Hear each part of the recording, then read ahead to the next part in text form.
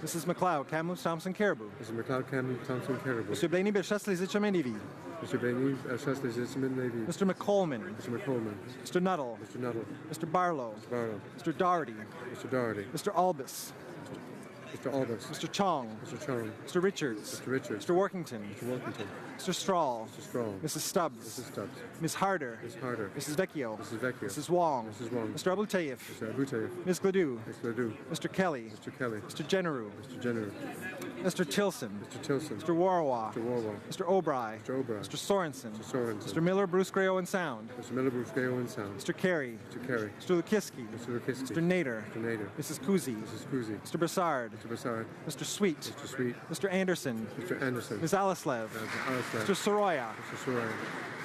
Mr. Calkins. Mr. Calkins. Mr. Falk Provencher. Mr. Falk Provencher. Mr. Macaulay Edmonton West. Mr. Macaulay Edmonton West. Mr. Lobb. Mr. Lobb. Mr. Kitchen. Mr. Kitchen. Mr. Jennis. Mr. Jennis. Mrs. Gallant. Mrs. Gallant. Mrs. Falk Battleford Lloydminster. Mrs. Falk Battleford Lloydminster. Mr. Albrecht. Mr. Albrecht. Mr. Dreeshen. Mr. Dreeshen. Mr. Zimmer. Mr. Zimmer. Mr. Hoback. Mr. Hoback. Mr. Cooper. Mr. Cooper. Mr. Arnold. Mr. Arnold. Mr. Clark. Mr. Clark.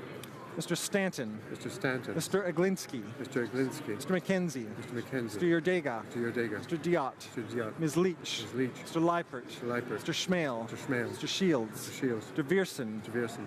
Mr. Waugh. Mr. Waugh. Mr. Weber. Mr. Weber. Mr. Motts. Mr. Motts. Mr. Benzin. Benson. Mr. Lloyd. Mr. Lloyd. Mr. Trost. Mr. Trost. Monsieur Bernier. Mr. Bernier.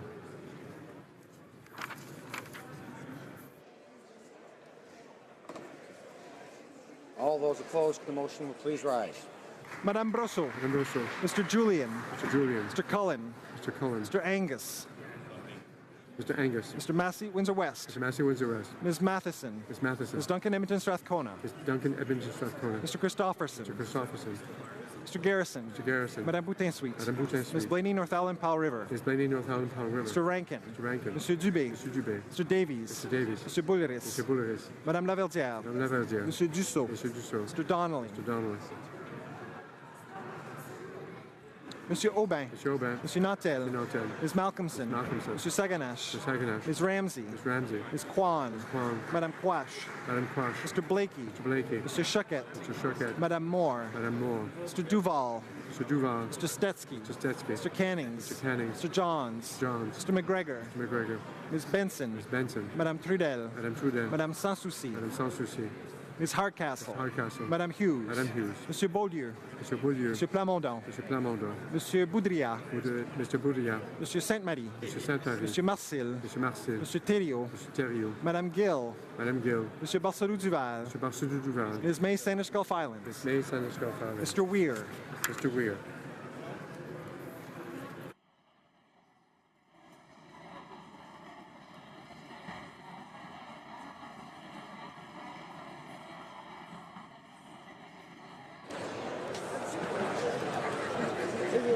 Yeas pour 242, 242. Nays contre 48, 48. Je déclare la motion adoptée. I declare the motion carried. Est renvoyée au comité permanent du compte. Go to the Committee of International Trade. 5, the House will now proceed to the consideration of private members' business as listed on today's order papers. Private members' business, consideration at report stage of Bill C-375, an act to amend the criminal code, pre-sentence report, standing in the name of Mr. Johari.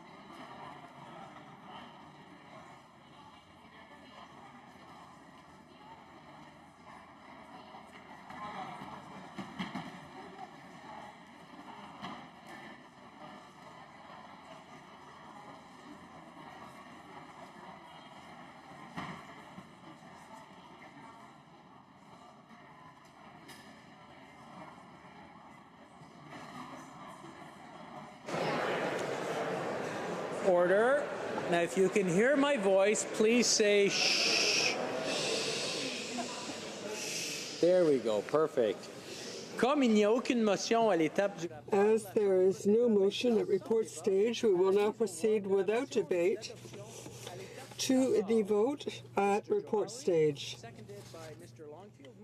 Bill C-375, an act to amend the criminal code pre-sentence report as amended, be concurred in at report stage. Is it the pleasure of the House to adopt the motion? Although, no? Yes, okay, there was a yes. All those in favor of the motion, please say yay. All those opposed, please say nay. In my opinion, the nays have it. Pursuant to Standing Order 98, the Recorded Division stands deferred until Wednesday, September 19th, 2018, immediately before the time provided for private members' business. Order. À ce moment-ci, conformément à l'article 38 du règlement, une motion portant... Pursuant to the standing order, the motion to adjourn is deemed to have been adopted. The question is as follows. The honourable member for Nanaimo, Ladysmith. Thank you, Mr. Speaker. It's good to be back in the House. I am recognizing that this week is the 40th anniversary of Haven Society, a domestic violence shelter in Nanaimo, in the riding of Nanaimo Ladysmith, which I serve. They, for 40 years, have been keeping women and their children safe. They have been reaching out to police and other public safety officials. I believe it is partly because of the great efforts of Haven Society to reach into the courts, to work with lawyers in every aspect and with police officers, that Nanaimo has one of the lowest rates of unfounded sexual assault findings by the RCMP in the country. We're very proud of Haven's work, and I wish them and their staff and their volunteers, which do such fantastic frontline service, and especially the businesses and donors that support them. That wasn't that hard. Thank you very much, everyone. The honourable member for Ladysmith, Nanaimo Ladysmith. Please proceed. Thank you, Mr. Speaker. Standing in this Parliament, I send anniversary greetings to Haven Society, a fantastic domestic violence shelter in my riding of Nanaimo Ladysmith. For 40 years have been keeping women and children safe, have been at the front line of domestic violence prevention and keeping women sheltered, hosting transition houses, and for this House, I think especially to hear at the front line of reaching out to RCMP and into the criminal justice system to work collaboratively to identify offenders, to help police understand the cycles of violence and the particular aspects of domestic violence that might make women less willing to come forward or to respond in a different way under questioning. It's that sensitivity and that collaboration that has resulted in Nanaimo having one of the lowest rates across the country of police findings unfounded in cases of domestic violence. So thank you to Haven, to its frontline workers and its volunteers, and to the people in the community that donate, the businesses that support Haven Society. We are very, very grateful for their work.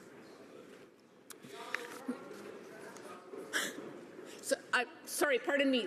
So the piece that I wanted to ask the representative of the government is, in light of the government's commitment to women's equality, the announcements that it has made in its budget about its intentions, my question once again is, why has the government not yet legislated the women's equality changes that would actually lead to changed results on the ground?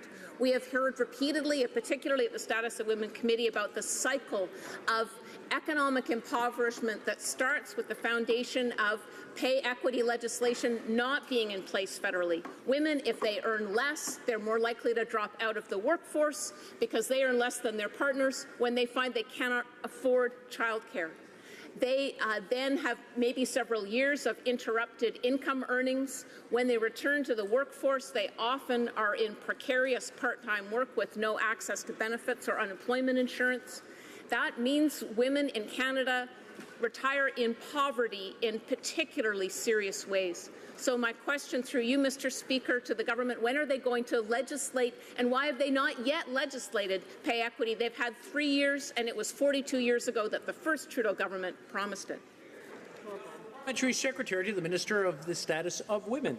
Well, thank you, Mr. Speaker, and I am pleased to rise today to address the honourable member for Nanaimo, Lady Smith, regarding women's equality in Budget 2018 and beyond, and thank her for her good work on the HoC Committee.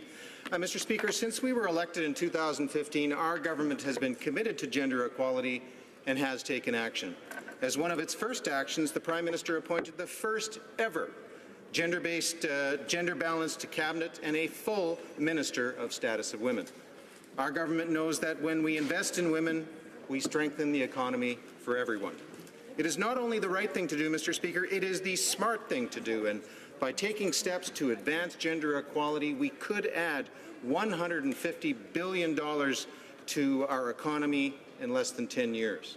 This is why our government reversed the Harper government decisions and restored advocacy as an eligible activity for funding through the Women's Program. We provided more support to ensure that gender is at the heart of decision-making across the federal government.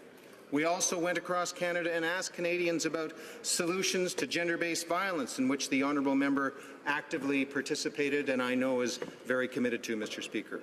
This led to the first ever gender-based violence strategy at the federal level in Canada, now with an investment of nearly $200 billion. Building on Budget 2017 and its gender statement, Budget 2018 reflects our government's continued efforts to advance gender equality by making sure gender equality is top of mind in the consideration of each and every budget decision. Budget 2018 includes investments in evidence-based policy capacity and a gender results framework, in conversations with young Canadians on gender equality, a national roundtable on gender-based analysis, a strategy to engage men and boys in advancing gender equality, and the sustainability of the women's movement. And, Mr. Speaker, I could go on. In fact, I will go on, Mr. Speaker. Gender equality is a whole-of-government priority, and that is why Budget 2018 provided support to encourage greater gender equality in the home and in the workplace, with a $1.2 billion investment over 5 years to introduce a new employment insurance sharing benefit. Introducing this, Mr. Speaker, dedicated leave for the second parent will encourage more balanced distribution of caregiving responsibilities and contribute towards a society that recognizes that women and men can and should play equal roles in both paid and unpaid work. Additional parental leave will give parents more time with their children and give families more flexibility to balance work and family responsibilities. Mr. Speaker, Budget 2018 also introduced new investments to support women entrepreneurs, additional support for women in the skilled trades, and to introduce pay transparency measures in the federally regulated sector, Mr. Speaker. And to the honourable member's direct question, we will be introducing proactive pay equity legislation this fall. Budget 2018, Mr. Speaker, was really a milestone in our history, and in conclusion, our government is committed to gender equality, not only just in words, Mr. Speaker, but also in the solid actions that we have taken to improve the lives of women and men from coast to coast to coast. Thank you, Mr. Speaker. For Nanaimo, Lady Smith. So with respect to my colleague on the Liberal side, the Gender Balance Cabinet, the Status of Women Minister, and roundtables and strategies, those are all good things, but they're not changing women's lives right now. We have such a huge pent-up demand and so much goodwill and words from the government. We really thought 3 years into their mandate they would have made real changes in the lives of everyday women already, and they haven't. So here's another example. This was a strong recommendation coming out of the Status of Women Committee. Unemployment insurance has not been reformed by this government in a way that helps women. The use it or lose it parental leave that my colleague just mentioned will be a missed opportunity if the government doesn't expand access to parental leave benefits, as too many parents in Canada do not qualify. Only 6 out of 10 workers does not qualify for unemployment insurance. That means you can't get at this access to leave. There is still no unemployment insurance reform that will address anything other than part-time, than the Honourable Parliamentary Secretary. Well, thank you, Mr. Speaker. And again, Mr. Speaker, we are changing women's lives with the major investments we have been making. This spring, we were proud to announce $10 million for over 30 projects from coast to coast to coast to increase the economic security and prosperity of women, and an additional $5 million for 15 projects across the country to strengthen the economic security and prosperity of Indigenous women. In Budget 2018, we also announced that we will introduce legislation to solidify and formalize the roles of Status of Women Canada as a full department. We want to ensure, Mr. Speaker, that the regressive actions like those of the previous Harper government never happen again, because we simply cannot move forward when half of us are held back. Thank you, Mr. Speaker. The Honourable Member for Saanich Gulf Islands. Thank you, Mr. Speaker. I rise today to speak to a question that I asked on April 19th. And I have to say that the information that's come in since then is even more sobering and potentially tragic. What I asked on April 19th was on the subject of climate change and how incompatible it is with goals to reduce greenhouse gases that would be contemplating buying, building another pipeline. But I want to read what I said on April 19th. I've said the warnings of climate scientists are becoming increasingly urgent and worrying. The most recent, days ago, was that the world was watching the weakening of the Gulf Stream ocean currents with potentially catastrophic impacts. The scientists are warning that we must reduce greenhouse gases far more rapidly than our current commitments. Now, just yesterday came another report about what's happening with the Gulf Stream and what it means for Atlantic Canada. And I see my friend, the Honourable Parliamentary Secretary, I commend him for his recent promotion to Parliamentary Secretary for Environment. He represents a riding where I used to live, with the impacts of what I'm going to now say being devastating for Central Nova. This is from a recent study from was published in Nature Climate Science magazine, peer-reviewed, top-quality science. I never expected to see this. That the rapid coastal deoxygenation due to ocean circulation shift in the northwest Atlantic threatens the survival of all marine life in the Gulf of St. Lawrence. The marine ecosystem of the Gulf of St. Lawrence is one of the richest and most biodiverse marine areas on the planet, and it is now being anticipated to be one of the most endangered marine ecosystems as a result of climate change. Just to paraphrase, and because I think it's important for parliamentarians to know this, that as carbon dioxide levels rose over the past century due to human emissions, the Gulf Stream has shifted northward, and the Labrador Current has weakened. This new study finds that this causes more of the Gulf Stream's warm, salty, and oxygen-poor water to enter the St. Lawrence Seaway. The evidence of science is continually becoming stronger, more urgent, and in fact, clearly saying to policymakers around the globe, we are in a climate emergency. We are not dealing with an environmental issue. We're dealing with a security threat. The Gulf of St. Lawrence is the home of endangered whales. It's also the home of billions of dollars of fisheries resources that are still successfully and sustainably fished. If the Gulf of St. Lawrence is the canary in the coal mine for the collapse of oxygen in the world's oceans, then this Parliament should do nothing but debate how we respond to climate change in a meaningful way. We should do nothing but talk about what's needed. way beyond the minimal efforts towards carbon taxes or applying a price on carbon. We should be talking about what's necessary, not what's politically possible, because we are in a climate emergency. All this summer, British Columbians know we had 500 wildfires.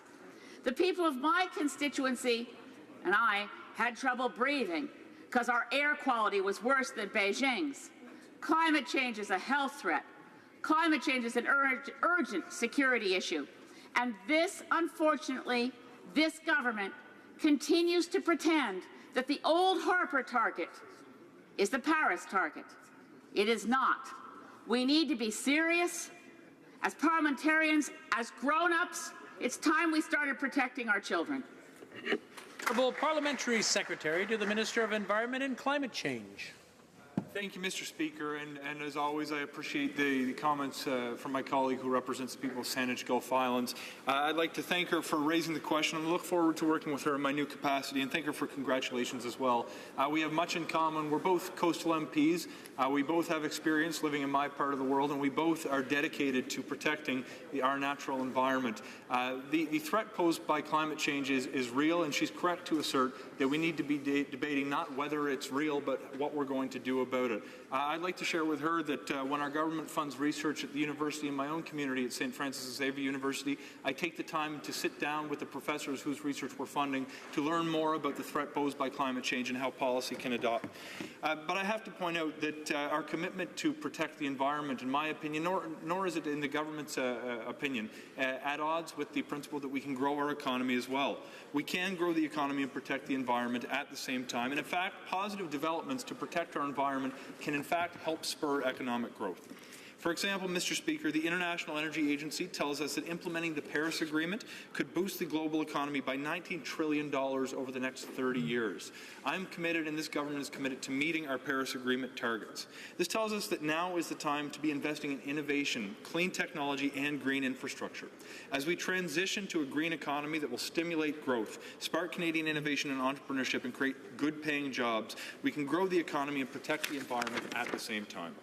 Mr. Speaker, Canada moved from 7th to 4th place in a global clean tech innovation index. I know that we can attribute this jump to many Canadians, businesses and individuals that are taking the willingness to adapt and innovate. Take, for example, General Fusion in the member's own province of British Columbia, who's developing a process that could unleash the energy potential of fusion. Or take Squamish-based company Carbon Engineering, who's developing an innovative technology to capture carbon from the air and produce fuels. In my own province, we have companies like Carbon Cure, who's sequestering carbon to help build stronger concrete, and the Trinity Group of companies in Pictou County, who's employing people to make homes more energy efficient. These examples of innovation in the private sector are made possible by the creativity of people locally, but also with the conditions we're creating to promote clean investments.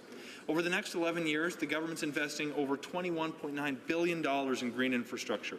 We're investing over $20 billion to support urban public transit projects. We're investing over $2 billion over the next 11 years to support the priorities of rural and northern communities. And we're investing over $9 billion to support projects that reduce emissions, deliver clean water, manage wastewater, and build cleaner, better connected electricity grids and help communities adapt to climate change. Mr. Speaker, these investments are in addition to the $1.5 billion we've committed to protect our oceans. The honourable member has raised during her remarks the importance of the Gulf region, which is dear to my heart, and this commitment is going to go a long way to protect our nature and wildlife that depends on it. I'm proud of these investments and the steps that our government is taking to reduce pollution, such as putting a price on carbon, developing policies to reduce methane emissions as well, and taking steps to reduce the pollutants from hydrofluorocarbons. These are serious measures, Mr. Speaker, and I look forward to working with the honourable member opposite as we have over the past few years, and who I have great respect for. I sincerely thank her for the opportunity to address her questions. The honourable member for Saanich Gulf Islands. Thank you to my honourable friend, Parliamentary Secretary for Environment and Climate Change. It pains me to say this, but the wish list described by the honourable member does not constitute a climate plan sufficient to what we now face. This is a time that reminds me of nothing so much as what Churchill faced in those 5 days of May back in 1940 when they told him, and everybody who knew anything about the situation told him, it's hopeless, you better surrender.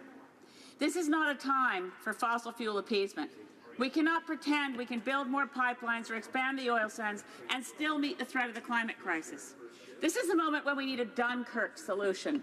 A Dunkirk solution, what does that mean? It means that Churchill said, okay, so our entire army is stranded on the beach, 300,000 men, we can't rescue them from Hitler's forces. We have no defenses for our island if we should be invaded. But he didn't give up. He said, wait a minute, how many civilian boats are over there in Dover? 80,000 civilian boats, you say? Let's marshal those people, let's get going. It's clear that we have to do much more and much faster. Thank you, Mr. Speaker, and I'd like to thank the honourable member for her follow-up. Mr. Speaker, if the point she's making with her response is that we need to engage every Canadian from coast to coast to coast on a civilian basis to assist the efforts that the government is making, then I agree wholeheartedly. We can and will put forward measures in this Parliament to help reduce pollution, whether it's methane regulation, whether it's hydrofluorocarbons, whether it's putting a price on pollution, and also making investments that are going to grow the economy and make the environment more healthy at the same time. We share in our desire to promote a healthy environment, and I will not give up as long as I hold this position or a seat in this House from chasing this honourable aim. Thank you. The honourable member for Sherwood Park, Fort Saskatchewan. Mr. Speaker, it should be uncontroversial that Christians are among the most persecuted faith community. Christians face violence and persecution on the basis of their religion in over 60% of countries by some estimates, and yet we encounter in this House on a regular basis the baffling refusal of the government and their fellow travelers in the political far left to even acknowledge the existence of persecution against Christians. While this government is generally absent when it comes to international human rights, their particular hostility towards the Christian community is evident in their lack of a response to this vital issue.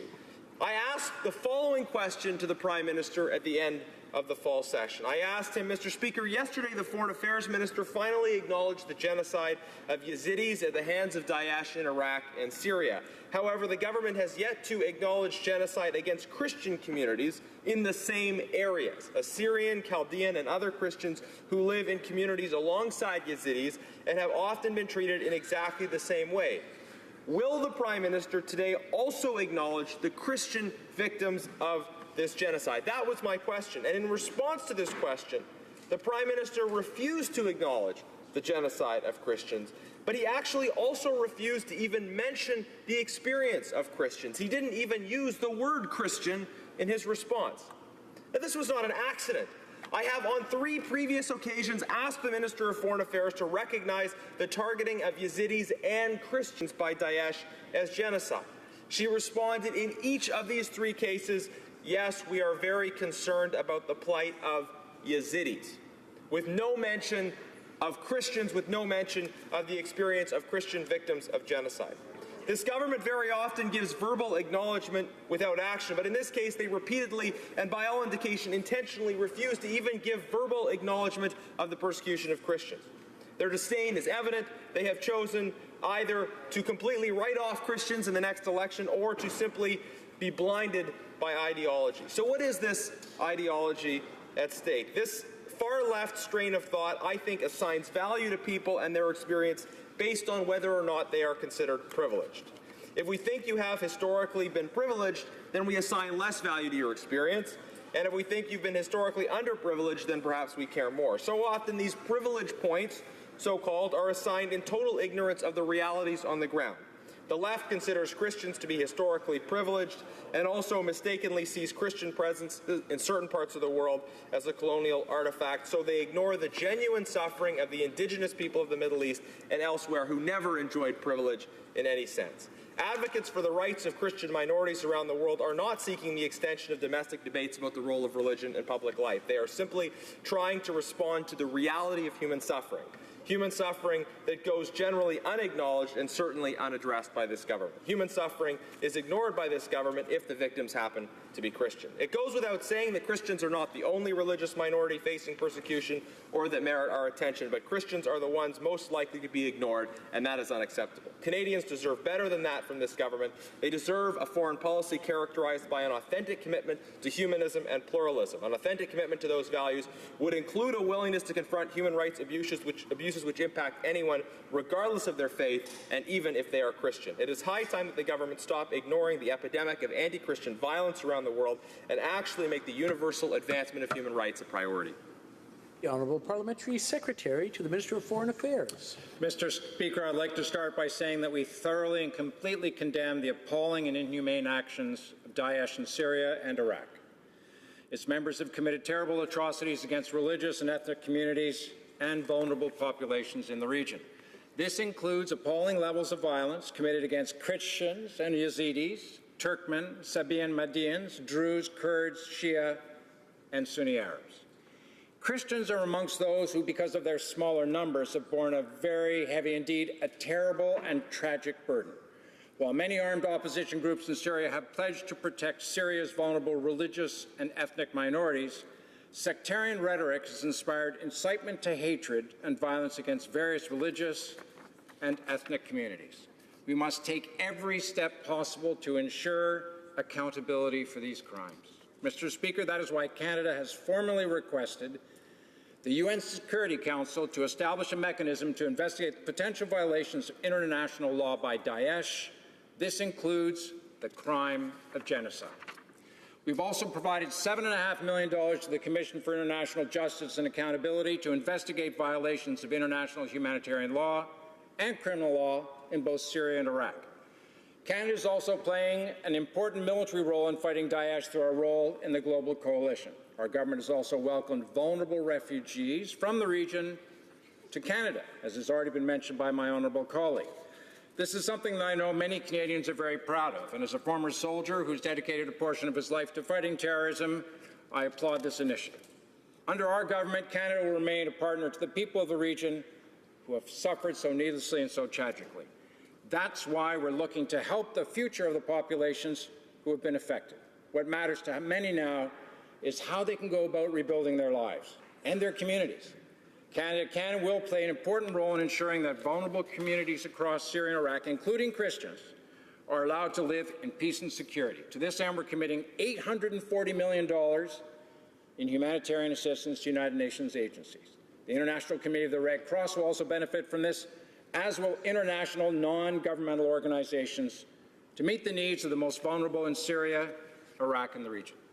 In 2017, with funding from Canada and other donors, humanitarian partners reached 5.3 million people in Syria with food assistance, 1.8 million people in Iraq with emergency water and sanitation activities, and over 4.5 million people who are beneficiaries in Syria, Iraq, Lebanon, and Jordan with sexual and reproductive health services. By helping to address the underlying causes and at the same time carrying the fight to Daesh through combat action and combat support, the crisis in Syria and Iraq will continue to contribute to the efforts to improve the security and rights of ordinary Iraqis and Syrians who are most affected. We strongly believe that religious freedom is a vital and fundamental human right and one that should be strongly protected. That is why in July, Mr. Speaker, my colleague, the former Parliamentary Secretary, represented Canada at the first U.S.-sponsored ministerial to advance religious freedoms. We joined 80 other countries in condemning the systemic, ongoing, egregious abuses of religious freedom perpetrated by terrorist and violent extremist groups, specifically Daesh. Canada will continue to support all affected populations. Thank you, Mr. Speaker. Member for Sherwood Park, Fort Saskatchewan. Mr. Speaker, with greatest respect, there are so many problems with what my colleague talked about. He spoke about accountability for crimes, and yet to have meaningful accountability for crimes, you have to be willing to name the crime, and you have to actually have a process that allows you to recognize the reality of that crime before the peak has long passed for the commission of that crime. At this point, so late in the process, we now hear them talking about wanting to start a study. Yet, what I think we need is actual clarity from this government about what has happened and the response. So let me re-ask the question that I asked the Prime Minister, to which we still have not gotten an answer. The government has recognized not just the need for further study, but the obvious reality that a genocide was committed against Yazidi people. ISIS doesn't keep this a secret. They broadcast this online. So, given that that recognition has come from the government, will they also recognize the Christian victims of this genocide? Will they do that, yes or no? Well, Parliamentary Secretary. Thank you, Mr. Speaker. I'm sure I join every member in this House in condemning without equivocation the persecution attacks by Daesh on the people of Syria and Iraq, including Christians, which of course includes the targeting of religious and ethnic minorities by Daesh and its agents. At the center of our engagements in Syria and Iraq is the protection of human rights and providing assistance to those rebuilding their lives. I've already listed the hundreds of millions of dollars that the people of Canada are contributing to aid those in pain and suffering in that region, as well, equally importantly, indeed more so, the hundreds of soldiers, airmen and airwomen that we've committed to the fight. Thank you, Mr. Speaker. The motion to adjourn the House is now deemed to have been adopted. Accordingly, the House stands adjourned until tomorrow at 2 p.m., pursuant to Standing Order 24-1.